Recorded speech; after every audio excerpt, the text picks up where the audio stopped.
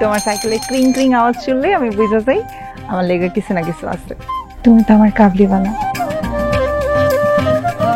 I তুমি বলো তো কবে বিয়ে করবো? আসছো এখন একদিনও হয় নাই, এর মধ্যে বিয়া বিয়া করতেছো? না করে উপায় আছে? আব্বা আমার আগেই বলছিল এবার ফেল করলে রিকশাওয়ালা ধরে বিয়ে দিয়ে দিব। আর তুমি কিন্তু পাত্র হিসাবে রিকশাওয়ালার থেকে ভালো আছো।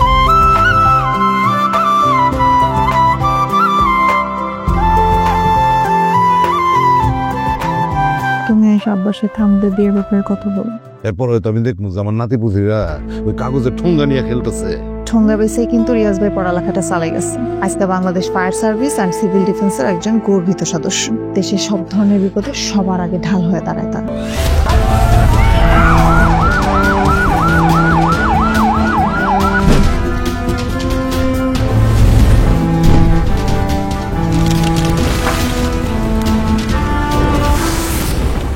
কত হাসি দিন স্বপ্ন রঙিন মুহূর্তরা গেল